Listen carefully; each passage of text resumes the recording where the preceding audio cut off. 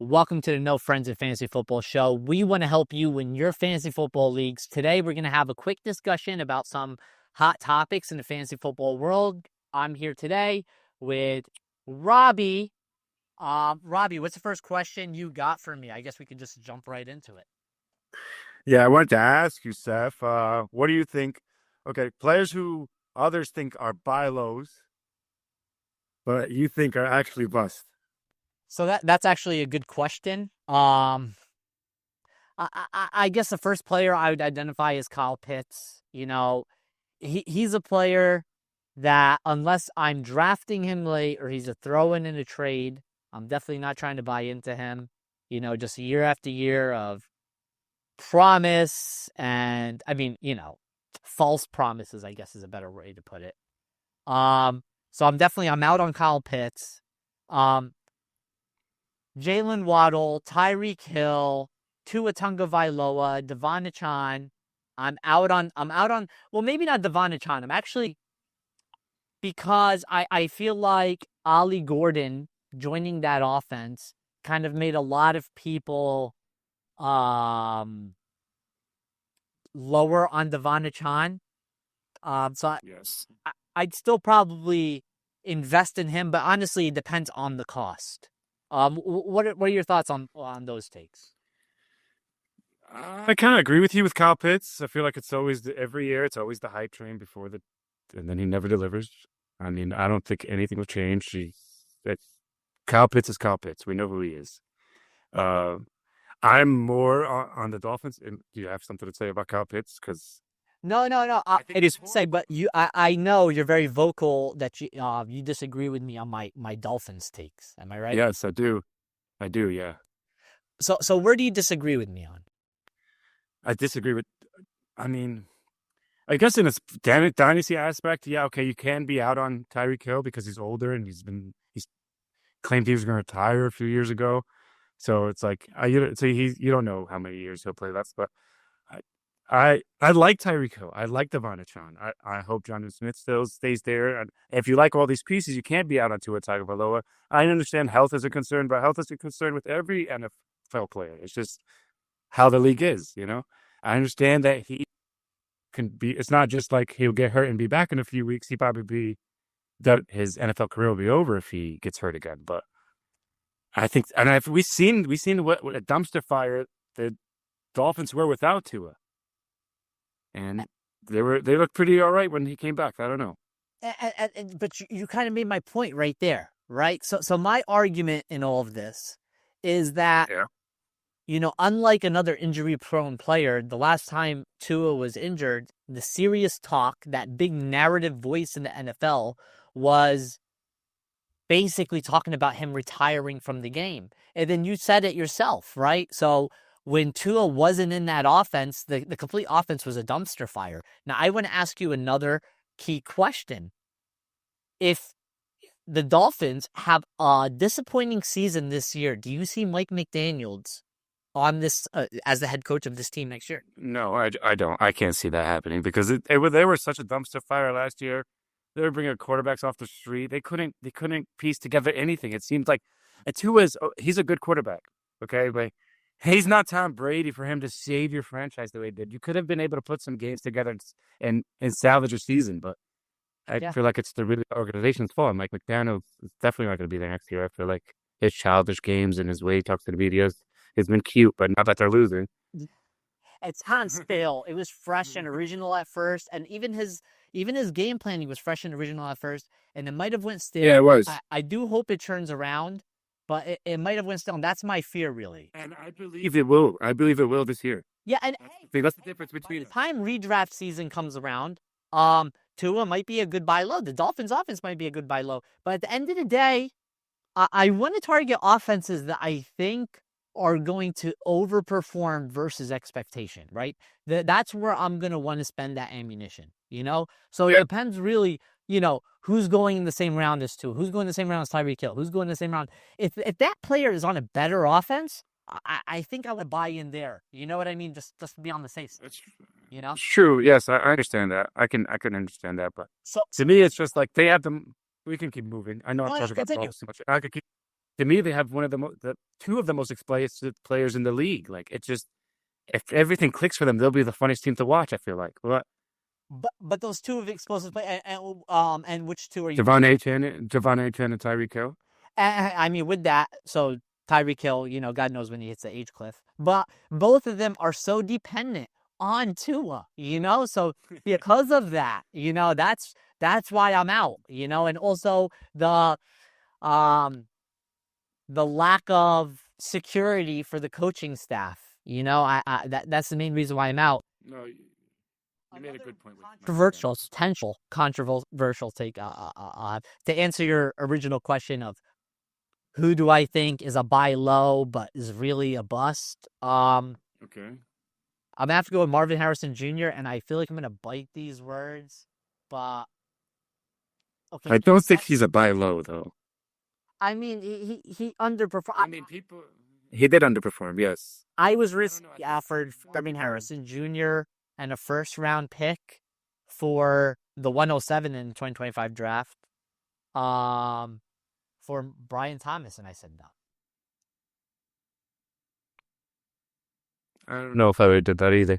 I personally, I don't see Marvin Harrison joining that elite, and potentially he does. But really, so I'm not saying Marvin Harrison's a bad receiver. Right now, everyone's probably gonna our TikTok's gonna go crazy if this goes up. I'm pretty sure I know where you're going with this. Yeah, I'm not saying Marvin Harrison's a bad receiver. My lack of faith is in Kyler Murray, and of course, Robbie is not surprised by this take because I've been very vocal about my stance on Kyler Murray. So that's why I'm on MHJ, at least for this season.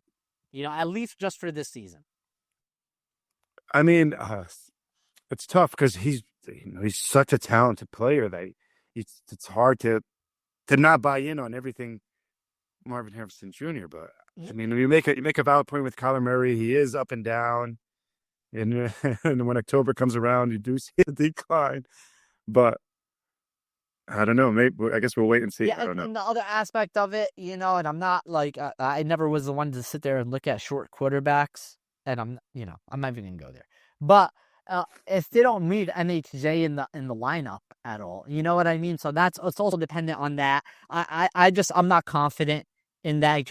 It gives me nostalgia of Kyle Pitts. That's what Marvin Harrison Jr. does. It gives me nostalgia of Kyle Pitts.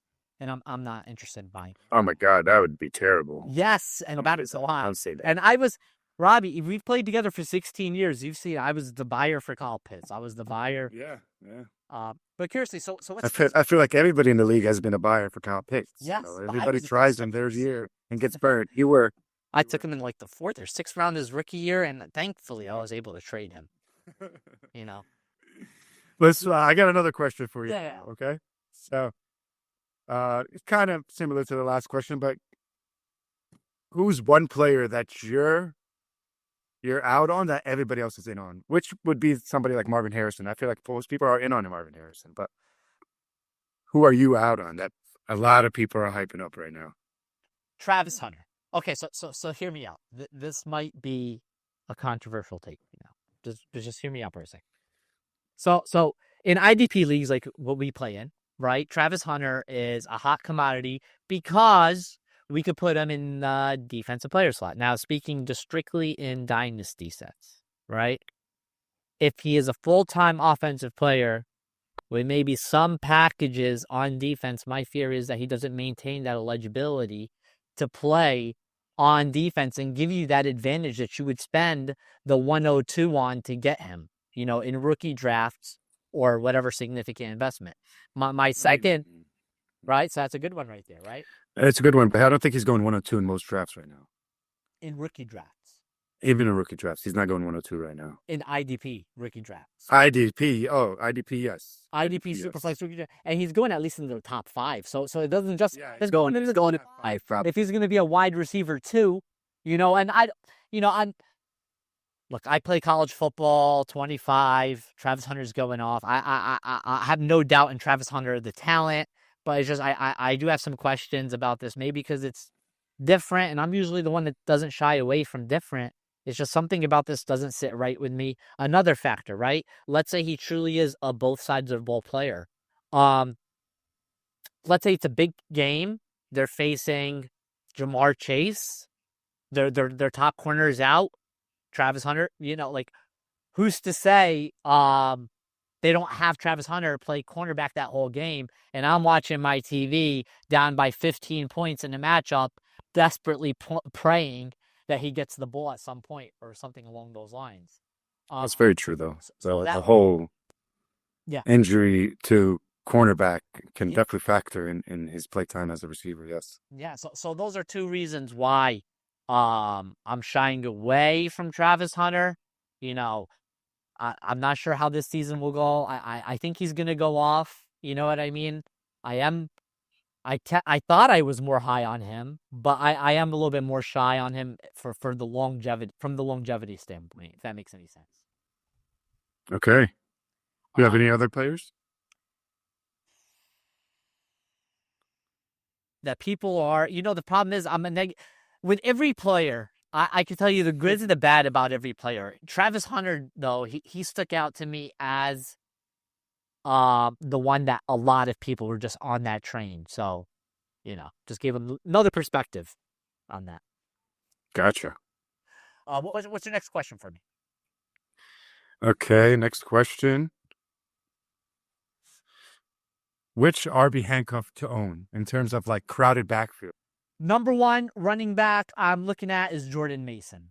Extremely interesting. So I actually just did a video about this. Some of you probably already seen it. And I already have some notes on here. But everything that the Minnesota Vikings have done this offseason has signaled that they are going to run the ball hard.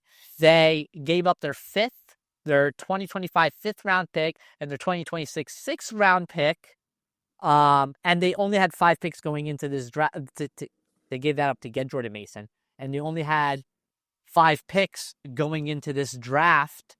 They basically got a rookie QB under center. And then last but not least, they went out and got themselves 4 offensive linemen this year, in addition to re-signing Aaron Jones, who in that other clip that I mentioned, I have a clip of Aaron Jones and some of the comments he's had. So Jordan Mason is someone I'm definitely really high on. As far as like being a 1B and potentially a bit of a surprise in 2025 fantasy football. Another player, another running back who I'm looking at is Kyle Monangai. He's getting a lot of buzz in recent days. The coaches are really talking him up. So he's a very interesting running back. Him and Roschon Johnson, because it's like, why not Roschon Johnson? So how I'd put it out there to fantasy managers is, depending on how you feel on either player, you could basically get Roschon Johnson for free. You could go to another manager, talk to him about a completely different trade, and then tell him, hey, just to make this go through, throw in Roschon Johnson. You know what I mean? You don't go out and directly trade for Roschon Johnson. And Kyle Monangai, the investment in him is pretty obvious. What are your thoughts on those? I have a few other names, but what are your thoughts on those players? I think Kyle Monangai is really interesting. I do like your takes. I really want to ask you about Buffalo. What do you think about Buffalo with the whole James Cook thing and what's going on? Who do you think is the backup there? Ray Davis? Ray Davis, 100%. My question is, it's funny because I'll sometimes wait for these holdouts and I really hope that these holdouts fall through. My question is James Cook really not going to play if he doesn't? And he's going into his last year. And there's a lot of drama, and what he's asking for is a little bit unreasonable, in my opinion, just compared to the market. I think Ray Davis is very interesting because Buffalo, why not? Even if James Cook plays, why not see what you got in Ray Davis, who showed what he had in this first season? So I expect him to Gotcha. increase that. I felt the same way. I just wanted to. Yeah. Any other backfields you wanted to ask about? Let's see. What about Devon Neal and Miller from the New Orleans with Kamara? His age, he's not always healthy. Yeah. No, even though I do think that Kamara is going to be good this year. Yeah. But I don't know. What do you think about that? I was high on Devon Neal as a prospect, really high on him. I don't know why I thought the Denver Broncos would take him, to be honest with you. Him going to the Saints is definitely not as exciting. Kellen Moore's talking up their usage for Alvin Kamara, so I definitely expect Alvin Kamara to be used up a lot this season. Not to mention Alvin Kamara got an extension. Devon Neal was compared a lot to Alvin Kamara as a prospect. Now that I think about it too, which is funny, Yeah, he was. So that's But I want nothing to do with offense. You know what I mean? That's why you see me like kind of shying away. Yeah. So I actually, in one of our dynasty leagues, I have Marcus Yarns, who's a UDFA who got signed to the Saints. And in my head, I'm like, why do I have him? But I just picked him up because I know the talent. You know, he's a real talented running back. But I'm really not happy about being invested in. So you know what I mean? It's not like I have them and I'm like, yes. It's like, no, I really want nothing to do with them. Okay. Unlike Go ahead. someone like Ja'Cory Merritt. I'm actually high on him. You know, another rookie running back. If you look at the running back room and who's still under contract next season, there's only one running back remaining. That's Ja'Cory Merritt. Let's not forget about and that's aside from the point that I actually expected him to be drafted way higher. I think there was some like funky thing in his final season in college where he wasn't allowed to play due to eligibility concerns. So he's someone I'm pretty high on as well. Okay. I was going to move on to the next question unless you got anything else to mention. No, go ahead. Let me hear. Okay. So, who do you think this year's Bucky Irving would be? That is a really effing... The same player you just mentioned. Yeah. No, I mean, I don't know if I'd go... I don't know. I'm being optimistic, but... Yeah, I mean, it's hard to predict, and everybody tries to jump on these trends. Of course. Who's the next Bucky Irving? Who's the next Brock Bowers? Who's the next Lamar Jackson? You know, and it's hard, especially with running back rooms. Like, a lot of people would say Bashal Tootin, you know, and just...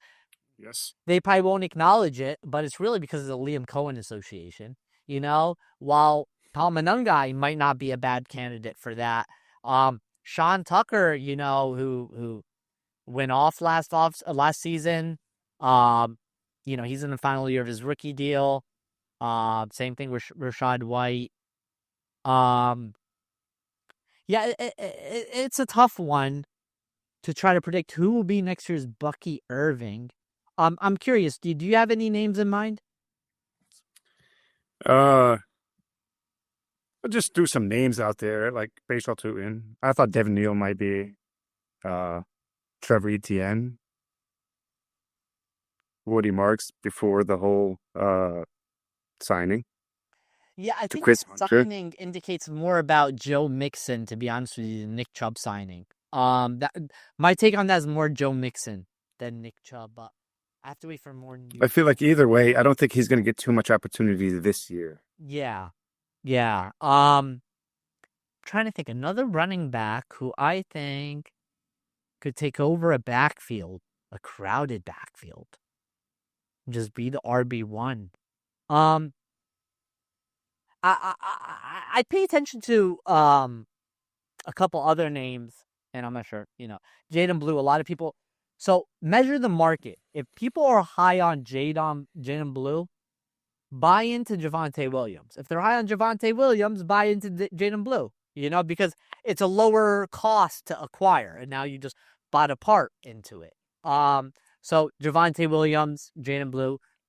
It doesn't answer your question because that's not a Bucky Irving. I'm just giving a couple running back takes, people who I'm high on. Najee Harris is another one who I expect to have a pretty good year.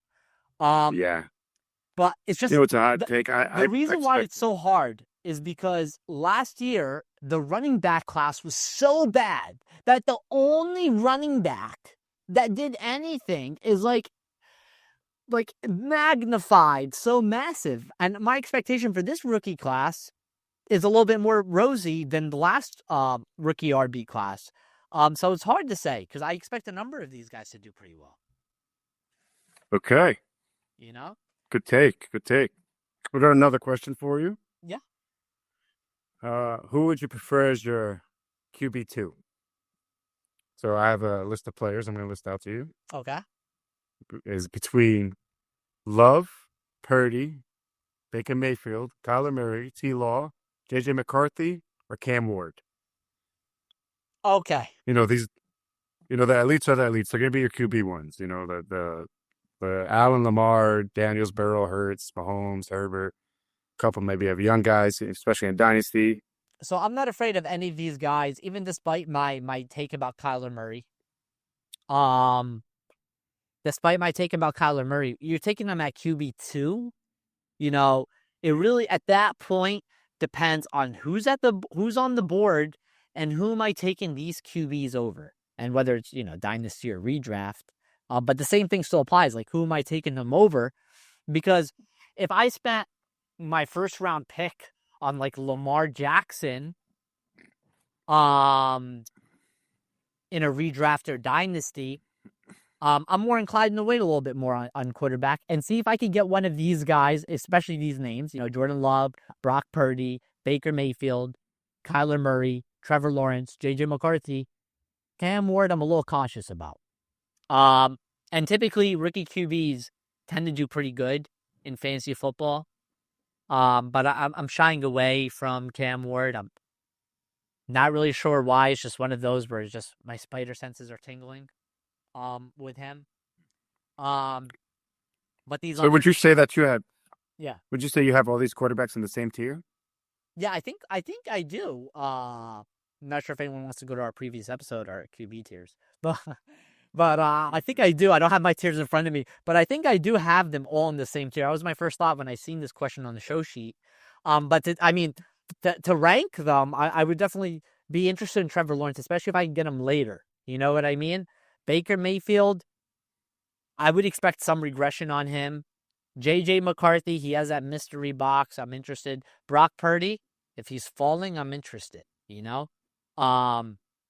Jordan Love, we've seen it. He's a producer. He's a fantasy producer. It's just a question of, is Matt LaFleur going to try to, hold back the interceptions and go into a run-first offense? You know what I mean? Gotcha. Good take. Yeah. I should have put in Joe Burrow light instead of Brock Purdy in the show doc, but yeah, right. That would cause a lot of drama, Ryan. Yeah. So, all right, so let's move on to another question. Yeah. All right. So who do you have as the wide receiver 2 in Pittsburgh? Wilson or Austin? Roman Wilson or Calvin Austin? Definitely 100% Calvin Austin. It's not a knock on Roman Wilson, but first thing, the Steelers are really good at picking wide receivers, as we've seen. It's just the only issue is they have a type, and their type's very fast, and they know how to use these wide receivers. And Calvin Austin showed that last season. Right now, all the talk coming out of OTAs, all the talk coming from the coaches is very positive about Calvin Austin. I don't have the quote in front of me exactly, but I don't want to sit here and dig through papers. But there's a quote about him really looking like a leader in the locker room and just showing that maturity. So I think Calvin Austin is going to be a great wide receiver, is a good wide receiver for the Steelers, or typical Steelers wide receiver. It's just a question of, is that value going to be taken away by the energy that Aaron Rodgers brings into the room? That's my take on it. I don't think there's going to be a wide receiver 2. I think they're just going to be terrible. That's how I feel about the Pittsburgh Steelers. Yeah, it also brings me to my next question, which is, how do you think Rodgers impacts the Steelers' backfield? Because you've seen how bad they were. They're at the bottom of the list rushing attempts when they were on the Jets last year. So do you think Rodgers impacts how much the Steelers actually try to run the ball? Okay, so the Steelers have this identity, and Aaron Rodgers has this identity. And let's even look at some of the Steelers' moves. I never thought the Steelers would let Aaron Rodgers influence them. And by the way, I like Aaron Rodgers. He's not bad. I used to like him a lot. He finally got under my skin this offseason. But yeah, no, I shouldn't say that. I like Aaron Rodgers a lot. But I'm sorry. But what was I gonna say? So Aaron Rodgers has his personality, and the Steelers have their personality. And I never thought the Steelers would let a quarterback influence them. But even like cutting Mike Williams this offseason, which is like, okay, what did Mike Williams even do?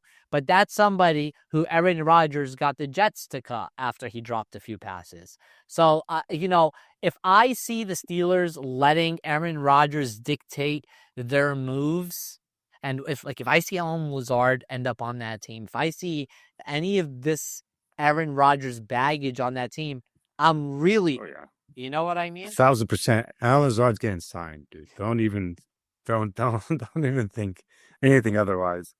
He's Something just hit me like $1 million. Hold on, stop the show. Okay. Stop this shit for 1 second. I need to get a solo shot right here. 1 second. Hold on. Guys, something just hit me right now. If you're still watching the show, by the way, like, comment, share, subscribe. I remember, and I was playing fantasy football back when Brett Favre was on the Jets. And we were so out on Brett Favre. And then he went to the Vikings. And we were so out on the Vikings. Well, we were so in on Brett Favre on the Jets, but we were out on him on the Vikings. And then he went off. And Visanthe Shenko and Sidney Rice. And, it just hit me like $1 million. I think Aaron Rodgers might be a good buy low. Don't quote me on that. And that was my quick 2 seconds. I'm sorry. It's just sometimes, I don't know. Was that a little bit crazy? No, I mean, I don't know. I mean, it's hard to see, but yeah. But for the most part, no. We're out on most part. We're out on Aaron Rodgers, but we are out on him for fantasy. Yes. So. Okay. As far as the backfield, you were asking about the backfield. Yes. Correct. Yes. I mean, it might have an effect on Jalen Warren. Again, the Steelers do have an identity. They do have, they like to play smash mouth football. I expect Caleb Johnson to not be affected by this. I don't know how it would affect Jalen Warren. Well, I'm talking about more about as if he's the starter, but I expect him to have a role. Yeah, I do expect him to have a role too. I'm just, running backs need attempts, and they were the lowest in attempts last year. That's what I'm worried about. The Jets were the lowest in attempts last year. Yeah. I know it's a different system. I know Aaron Rodgers likes to sling the ball, and they want to put it in his hand, and hey, win the game. And yeah, he's the wild card. The best thing would have been for him to just rock out with Mason Rudolph. They should have just took Shedeur, but rock out with Mason Rudolph. Oh my God, that would have been so much better for them. Now it's a little bit of a wild card, but I kind of referenced Mike Williams for some of you managers out there. I'd go take a look, see if Mike Williams on the waiver bar. If you got a free waiver spot, why not? Why not add Mike Williams, who's back with the Chargers and back with Justin Herbert? The chemistry's already there. He left, went around the world, came back, baby. I miss you. I love you. Come back to me. So you know what I mean? I can see that really being the thing there. What's the next question you get? Okay. The next question is, who are some risky assets to own in Dynasty that still have a lot of market value? This season could make or break it for them. For instance, Kyler Murray. If it's, I swear, if Kyler Murray doesn't do well this year, if he has a disappointing year, I think it's a make or break a year for him. I think it's a make it break a year for Trevor Lawrence. I think it's a make it break it year for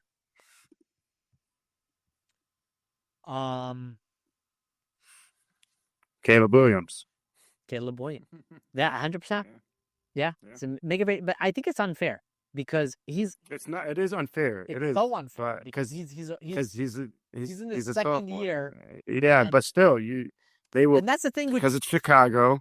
Yeah, but with Trevor Lawrence, and what gave him so many chances, don't mind you, is that he's the golden boy. No, it's all those bad coaching staffs from Urban Meyer to, I guess Doug Peterson, say what you will, you know what I mean? But all these coaching staffs that were basically inadequate, and that has an effect on the starting quarterback. So that's the first aspect of it. And that also makes us give them second chances. Hey, which one was it? You know what I mean? So that's why they're the first two I identified is Kyler Murray and Trevor Lawrence, because they truly, it's make it or break it, in my opinion. Another one, Justin Fields, too, to be honest with you. Justin Fields' contract even reads as a yearly contract, So this is another one where he's kind of on his last leg, in my opinion, So, yeah. Okay, so I got another question for you. I got over and unders for most of the rookies for this season's total. So you tell me what do you think over and under? Okay. So I got for quarterbacks Jackson Dart. This is by Sportbook anyway, Underdog Sportsbook. They got Jackson Dart started 4.5 games. Over or under? I would take over. Over 4.5 games. Interesting. Or right. Okay. Shador's. Oh, wait. Because it really depends on the Giants' season. Because that's what I was taking. It really depends on the Giants' season. That was my first initial thought. Russell Wilson, I could project him to start the season. But the issue is, the Giants have one of the hardest schedules in the year. So it's a question of Daboll and Schoen, they have their backs against the wall. It's hard to predict how they're going to react. You know what I mean? But my first thought is they're going to be losing those games potentially. Actually, can I just take as is on the 4.5? Can I take as is? Well, you're not going to start 4.5 games. Okay. So if you think it's going to be 4, okay, it's under. If you think it's going to be 5, it's over. I'll take the over. By the way, if you like these lukewarm takes, definitely hit that subscribe button, hit the like button, and comment, please. Okay. Lukewarm takes. How about Shador Sanders? They got him for over and under 2.5 games. Ooh. Yeah. I'm going to take the over on that. Over 2.5 games? Yeah, I think I'll take the over. No, I think he's going to get blackballed out of the NFL. Oh, really? Yeah. Hot take. Okay. I mean, I suspect that's good. Right now at the moment, just for this treatment, this wasn't right. That's very true. Okay. So now let's go over to running backs. The rushing yards and the rushing touchdowns. Okay. So for Genti, they have him at 1,074.5, 1,074.5 rushing yards and 7.5 touchdowns. Over. Over. You sound like you want to say way over. I'm going to take over and anything with anything to do with Ashton Genti, yeah? Over. Okay. How about Hampton? 849. 49 yards. I would. 849.5. I'm going to probably regret this, but I'm going to take the under. Okay. I could see that, though. I was taking the under on him, too. How about Henderson? 699.5 yards and 4.5 touchdowns. This is rushing and receiving combined or just rushing lines? This is just rushing. 699. Give me.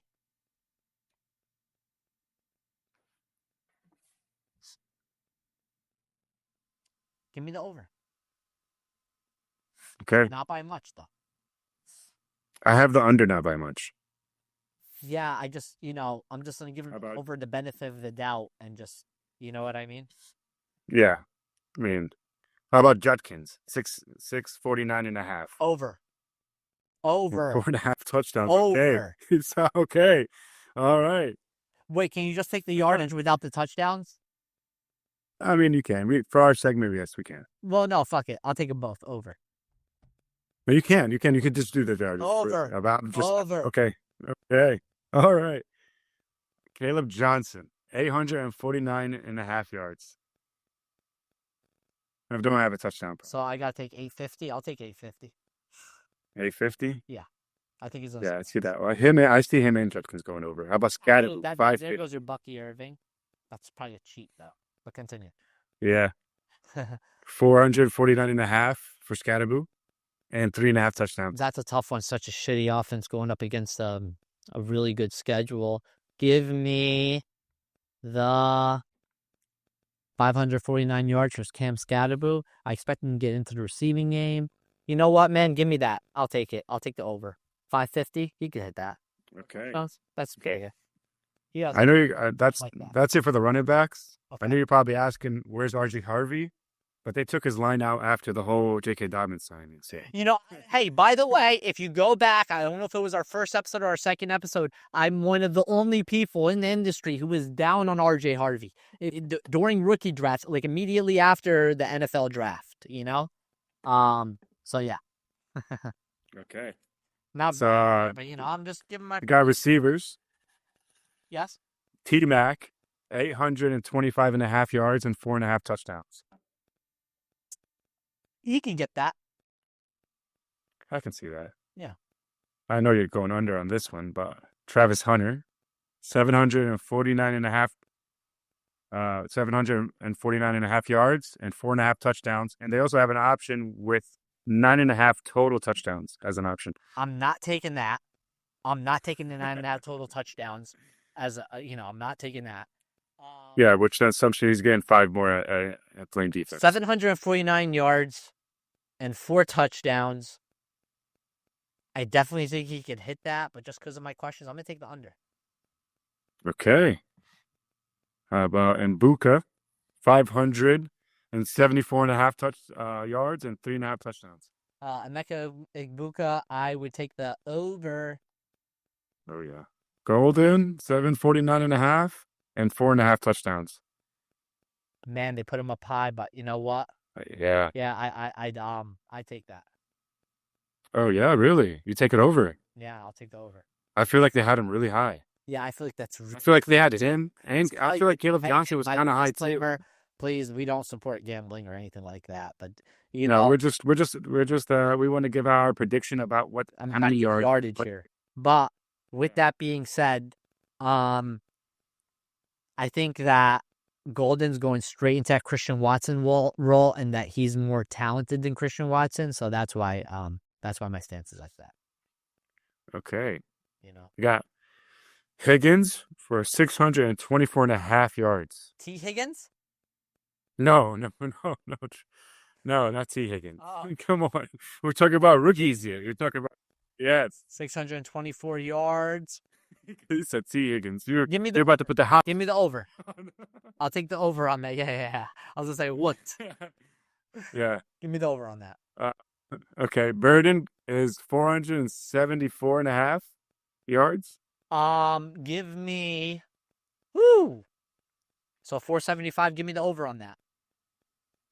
Okay. Trey Harris, 599.5. Plus, he's one of the few of the later rookies that have touchdown prop. He has 3.5 touchdowns. Give me the under. Okay. Beck, 649.5.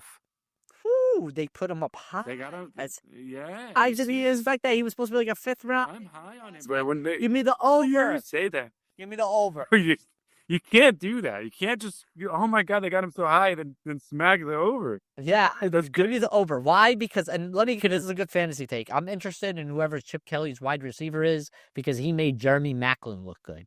I'm interested in whoever, even though Chip Kelly, you can knock him and whatever, you know what I mean? He's definitely not the same Chip Kelly that was on the Philadelphia Eagles. He's growing. He went and brought college offenses to the NFL when he was on the Eagles, and then he went back to college and brought NFL offenses to college. So he's definitely changed a lot.